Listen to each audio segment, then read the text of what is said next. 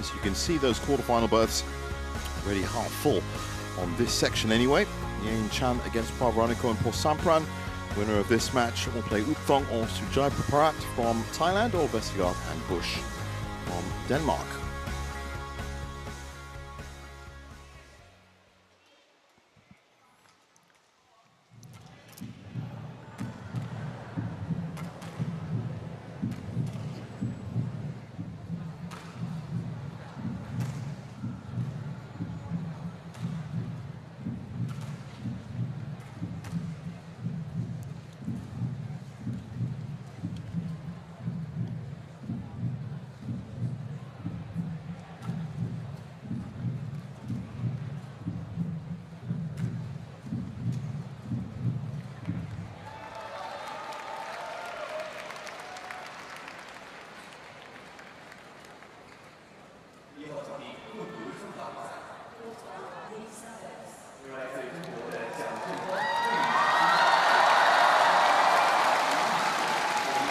And here they come. To the expected applause of the home crowd, no surprise to see for Jiang and Wei.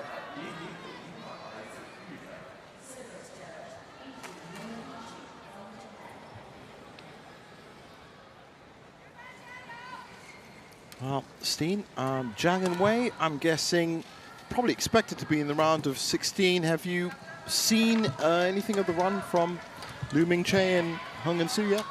I didn't see their match from the first round, but I've seen them through over the season here, and they play a very nice mixed doubles. But as you can see, the head-to-heads is clearly in favor of the Chinese, so they're huge favorites. You'll receive. Jiang service. Which end? Wait, sir. Wait, service. Okay. There's a bit of a joke there with Jacob Sindberg. It was a bit of confusion. I think Wei thought that it was who was actually going to receive, but it was the Chinese Taipei pair who chose to receive. Ferociously pointing to herself, and then actually it was the other way. But yes, they are big favorites. 26 years old, Lu Mingche from Tainan in Chinese Taipei. 34 ranks, been as high as 26. Not much information on them, but as you said, they output perfectly well as a mixed doubles pair. There's his partner, 24-year-old Hung and Su.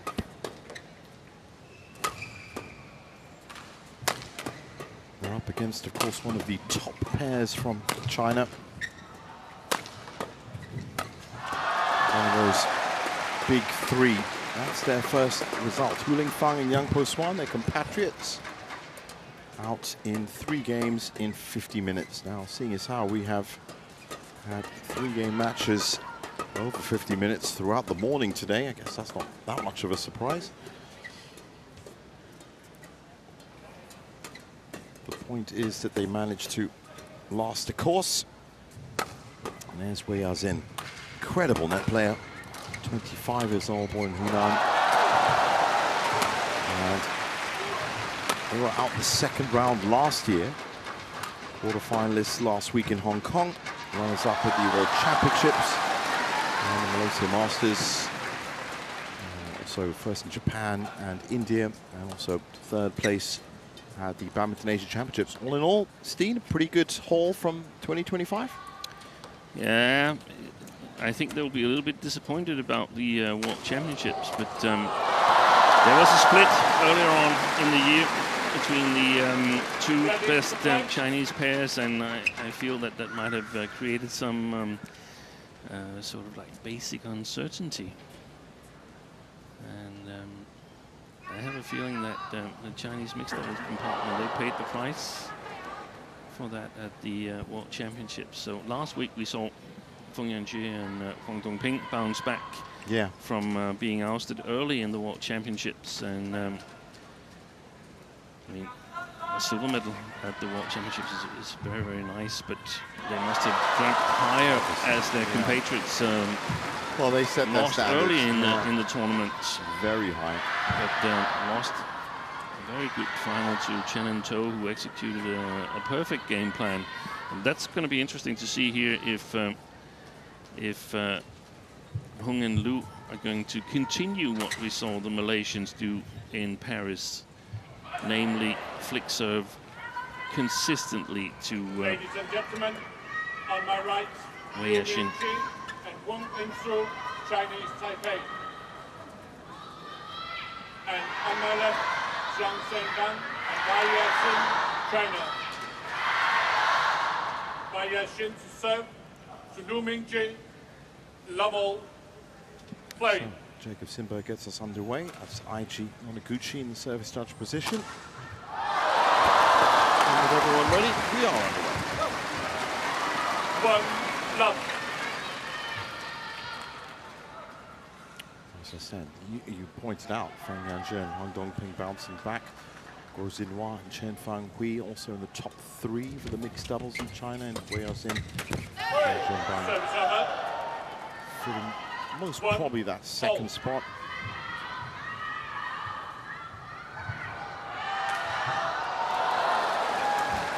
Well, so far no flick serves. No. Service over. 2, 1.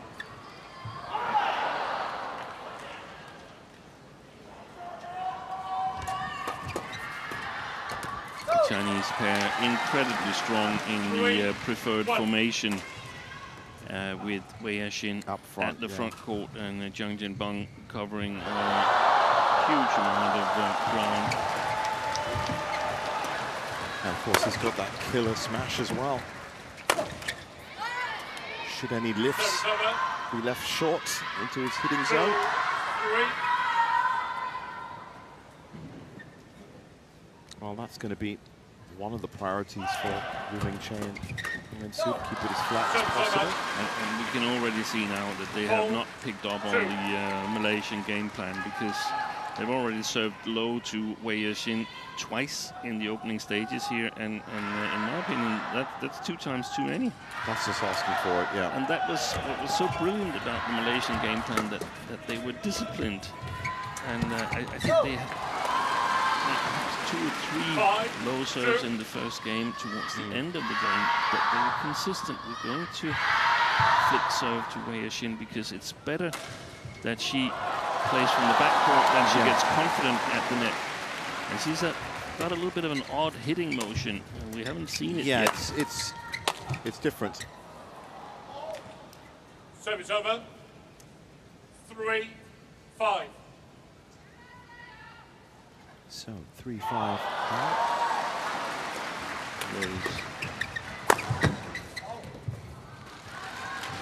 Relatively good reply from Wei Yashin, I think.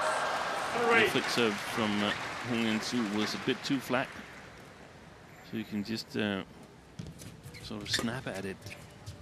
Good play by Wei Yashin. Secures the initiative. She's so strong at the net. Yeah, she's so quick as well. 3. It's almost as if she's reading that play before it happens. Finds the space. Sometimes the tiniest of spaces, just in front that time. Service over. She can spot in real time whether her opponents are a bit too flat, a bit too vertical.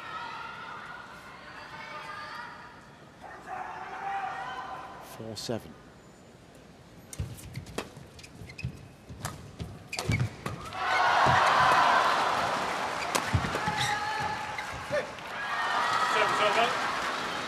Once you get into that rhythm and that motion, it's chances of them winning the point rapidly increases. Got a relatively good win yesterday against their compatriots, Yang Po-Swan and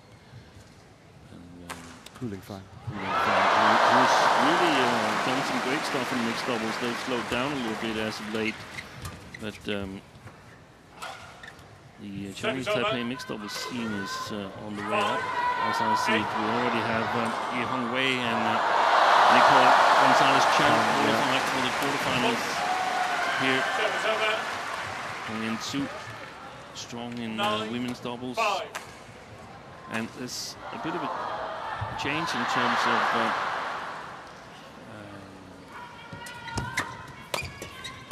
demands for the female player in the mixed doubles and in the women's doubles. In the women's doubles, there's not a whole lot of interceptions and play close to the net. But there is in the mixed doubles.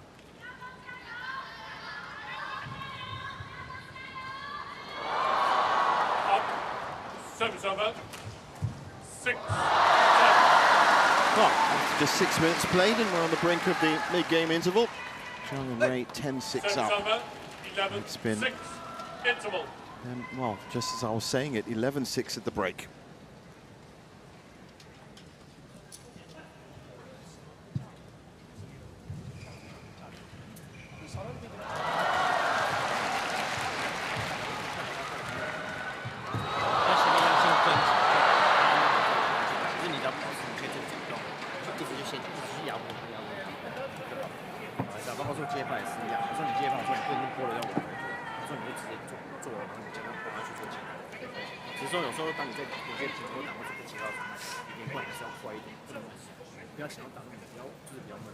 Court 1, 20 seconds.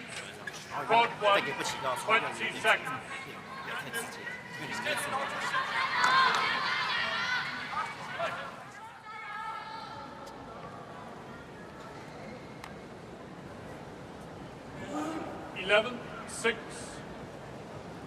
Play. So 11-6 and play continues.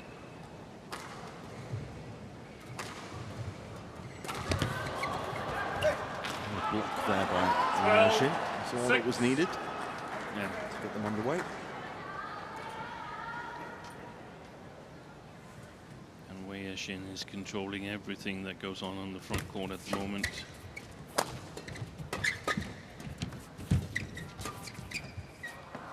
Well left by Shenzhen. Yeah, agreed. I mean, that's what she likes. That's her definite preference, to be absolutely dominant in the net.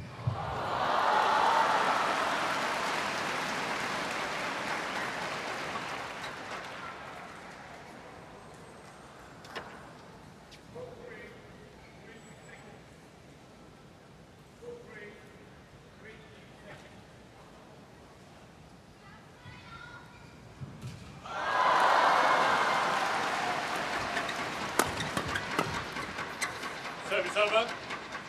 Well, she tried the body defense, but it was a little bit too centered. Couldn't really get anything on that. Actually, looking at the replay, a little bit off center. Service over. She's left-handed, and it was almost the left side of the body, so very difficult to return.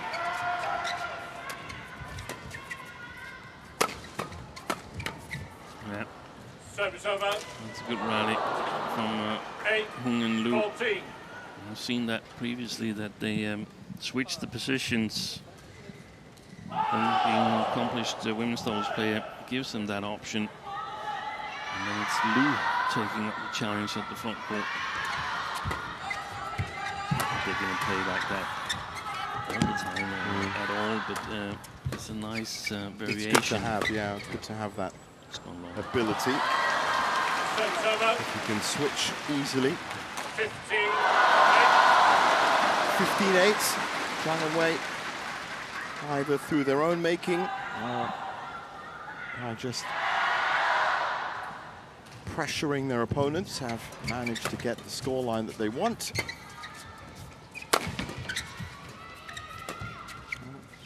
Wei steps back a little. Now they rotate. She's forward again. And there's that touch. I said it's all it takes.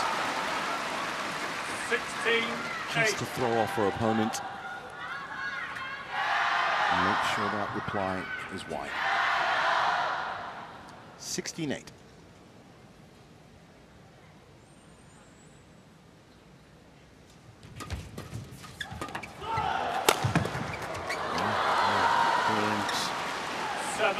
Jiang Zhenpeng The placement. laying off the third. Look at that. the touch there on the third shot to find the mid-court area, and then spotting that there's an opportunity of putting it away on the smash.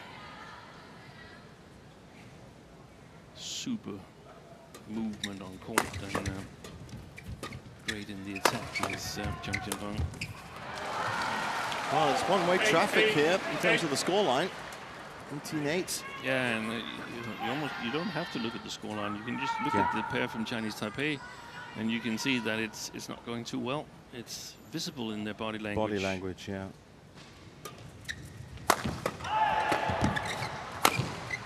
They are looking a little bit more shaky in defense now as well. They kind of settle back into a flat defense, and they don't really know where it's coming from. The defense doesn't match up with the Chinese attack. That's as simple as it is.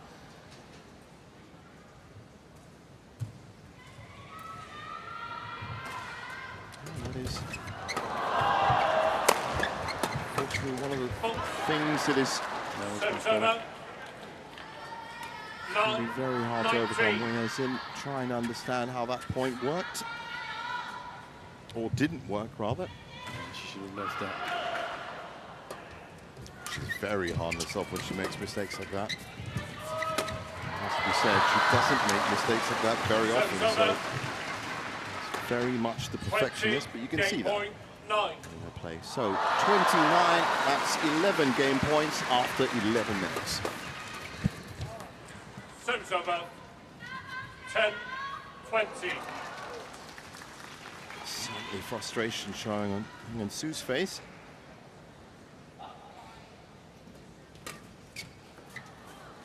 Okay. Just like that, 21-10. First game won by First game Jiang is down. and by Yashin, 21-10. Scoring-wise, the most dominant game they've played against each other. I thought you were about to say one of the most dominant games we've seen today. It is. It actually matches up with... Worst scoreline they've experienced, Hong and Lu, in the 5 games they've played. Lost the 2 previous matches in straight games. 没压不住，对不对？第二排再过来，你看你整个人手上的球就架不住，重心先压下来，打完一落地身体就先压下来，都是高的球，你只要球打深了，不打中了也没问题，往深的那个搂一下这个球就快一点，好吧？发接发这边你看发完球，我这边发完球，就是这条球他切过来，我就顶出去，一碰他上来就磨我就顶出去蹲下来，好，下一盘过东西就解决了。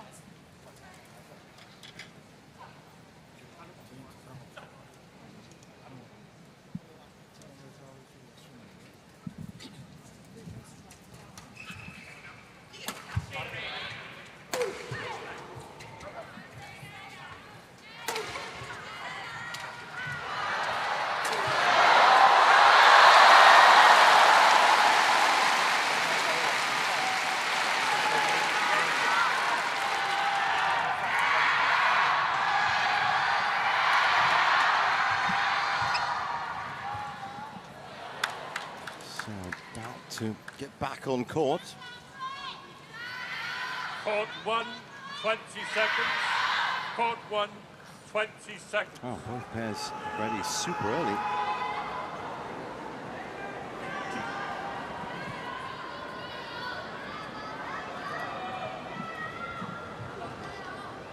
We didn't get to catch any of the Chinese Taipei coaching, but certainly the frustration was etched on their faces as they walk back on court.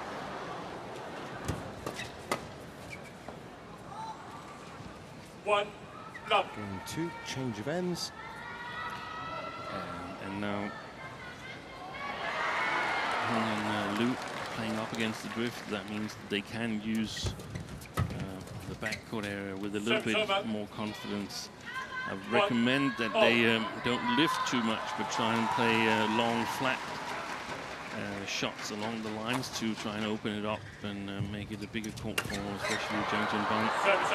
Well, what they don't want is that. Wei Yasin just coming in and making that court extremely small.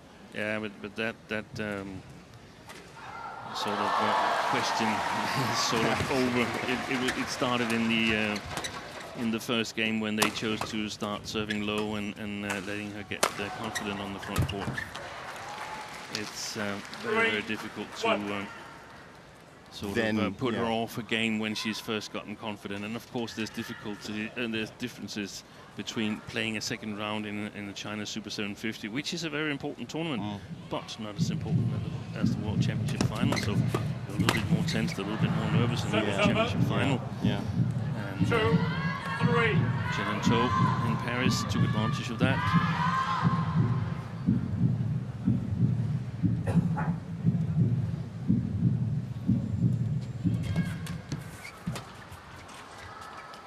Up there by Jiang Shenbang. 3-all.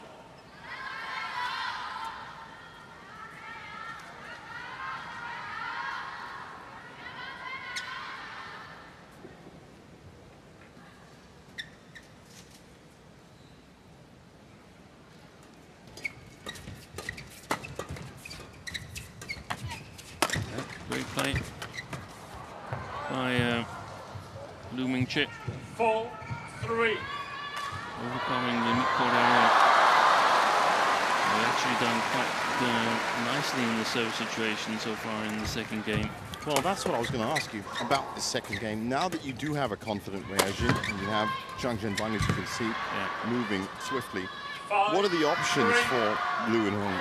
Yeah, you try and play the serve situation as good as possible so you don't get into the defense. And as I mentioned, play the long line flat drives. And you can play your flat game. See, you don't have to hold back there. Hong and Lu can just attack freely as long as they're above take level.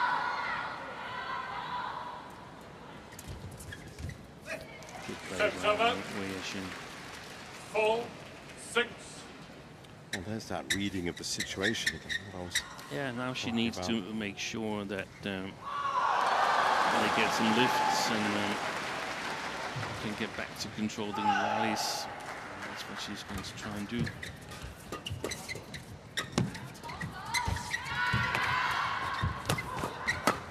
Oh, that's a pity for Lu Mingqi. That would have gone long, I suspect. 5-6. Yeah, he was in the way. And that, of course, immediately becomes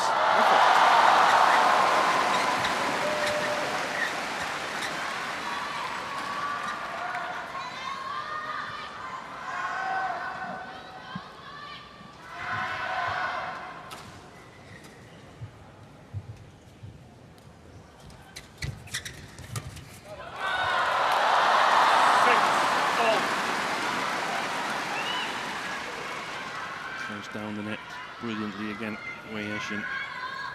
So after a 6-3 lead, Lu and Hong now have it a little bit more tougher as Jiang and Wei have tied up. In fact, they pushed ahead. 7-6. Another opportunistic strike from Wei Jin. Notice how many decisive shots Wei Jin plays. Not necessarily killing it as she did here, but how many shots that sort of is win the initiative or take control of the. It's decisive for the outcome of the rally. Yeah, exactly. 6.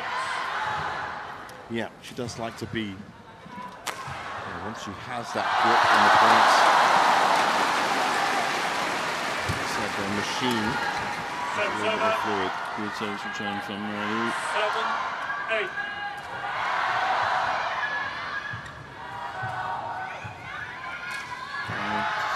Stays at the net.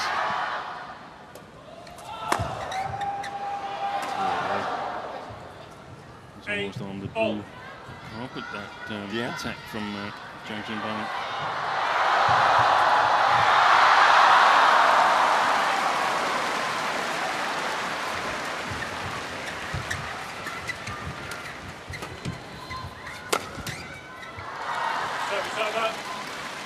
Kind of running out of ideas on the other side. 9-8. Certainly looking a little bit more frustrated, Lu Mingqi after this point. Yeah, I think they know what they need to do. It's just very difficult to do it. As you said earlier, there's a plan and then there's executing the plan. Well, I think what was really telling was, as you said, that in simple terms, however you break it down, that Chinese attack is just stronger than their defense. And that's, you know, there's some things you're just never going to get away from.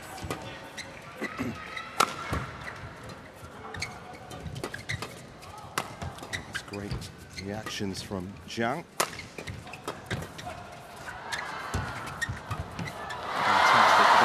See the way she moved.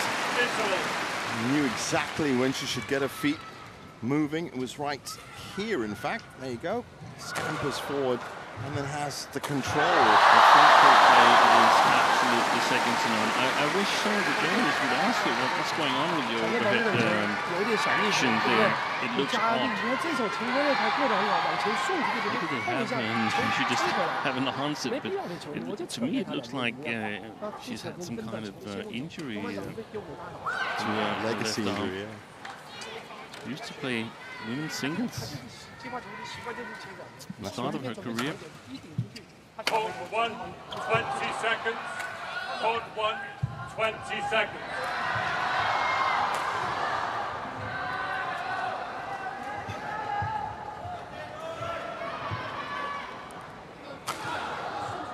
Well, this might be final phase of action for Lu and Hung, unless they can 7, 8. drastically change the complexion of this match. Straight down the middle, it's a good start at least. 9, 11.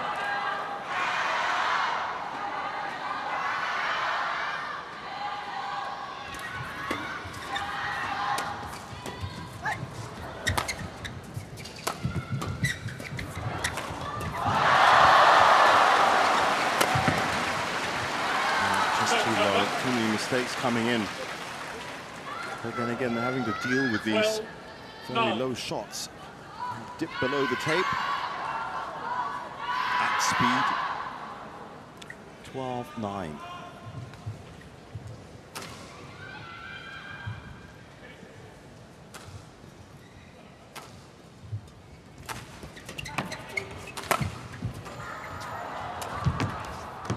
I don't see that very often.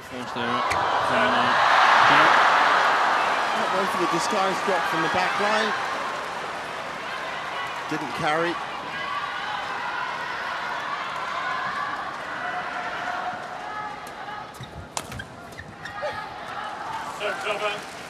And it's almost getting to a state of inevitability now. This is actually a very good match for Jiang and Wei, also because Wei is coping with the services that they decide to flick. Hung and Lu, and in my opinion, they need to flick a bit higher so that she can't intercept them. So she's put on the first back. There it was. There was the overhead action that is somehow odd. Yeah. Yeah. Effective, but odd. No, it's not effective. It's just odd. Well, I mean, effective in that they win the point. The points keep accruing, but I guess during the actual point, as a coach, you're going to know if it's peak efficiency. So you reckon that was somehow linked to when she was a singles player? I don't know. Or maybe she developed it No, when she was a singles player. I don't know. I have no idea what the problem is. I can just see that it's the worst overhead action of all the female mixed doubles players. See, now in the tournament. Yeah, that's a line there, right there. That's 14-11. a benchmark that's been hit.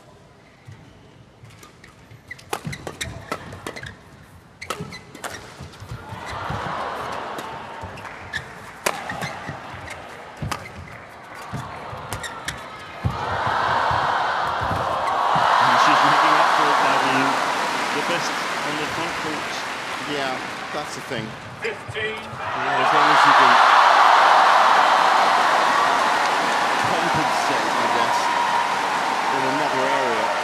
And she is untouched when it comes to quick, incisive net play. That applause you're hearing is for Tang Chunman and Jiang Sweat that have made it through the quarterfinals on court 3, court 2, sorry. Talking of mixed doubles. left by Jiang. There's a Liu challenge. Mingqing challenges It was close. And that means that I have no clue Well, that's right. whether it was I in or was out. just about to say that we're now going to have to go silent. Look over at Hawkeye. Actually, right next to us. Yep, that's out. challenge unsuccessful. One challenge remaining. Well, he was right there, Jiang. I thought it was much closer. But again, we're much of a read from up here. 16-11. Play. 16-11. Good play. Service over. We have from Chinese Taipei, nice over coverage of front court, midcourt area.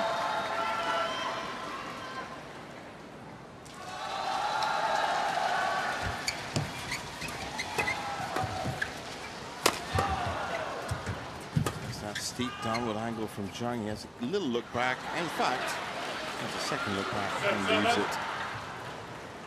17-12.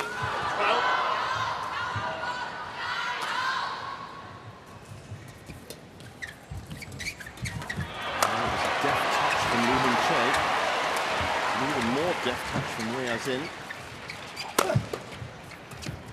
And I said, if they don't score outright, then 12. they'll get the point. Well, there's a good chance they'll get the point from an error from their opponents. 18-12. Either way, that scoreline just keeps increasing.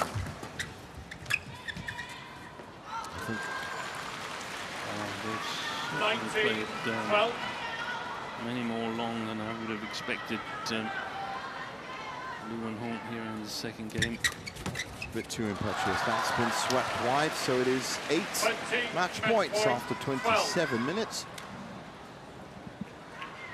And actually, it was something you said to me last year, I think, when we were on air, that in the end it is about accruing points. It's about just adding points all the way. And that's what they do very well.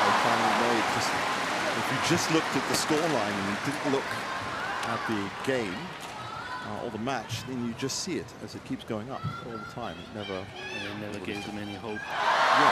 So it became a relative easy win for Jiang and Wei.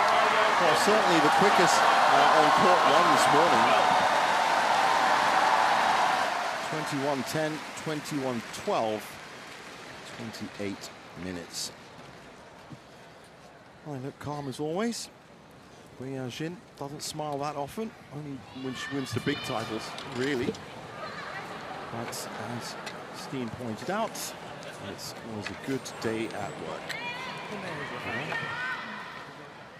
We've swept aside the Chinese Taipei pair and will now face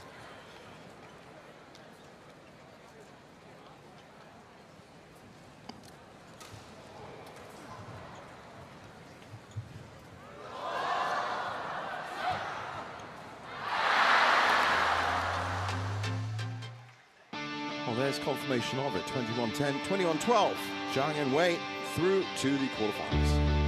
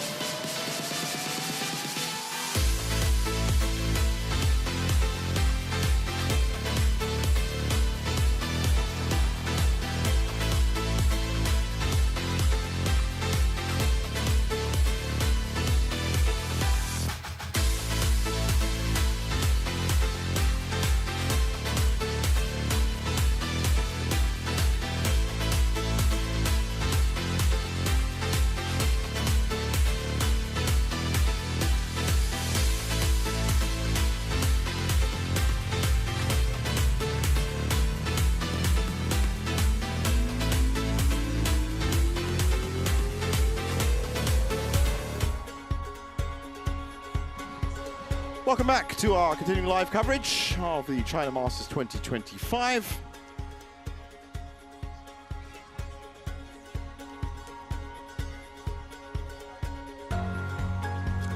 see 3 courts in action. Soon we'll have match 5 on court 1.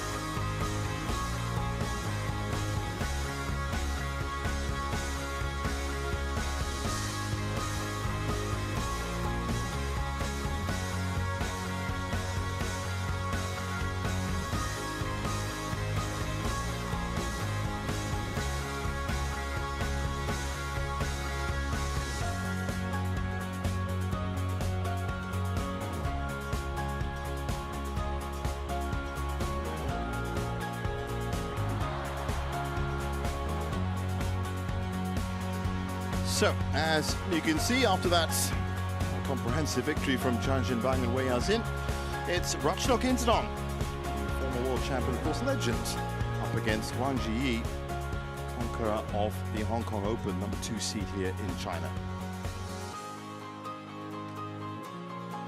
And this is section 4 of the draw. As you can see, the all-Chinese quarterfinal. Han Yue struggled through against Yao Jiamin. She was definitely under the weather. Chen Yufei with a comprehensive win against Lina Christopherson.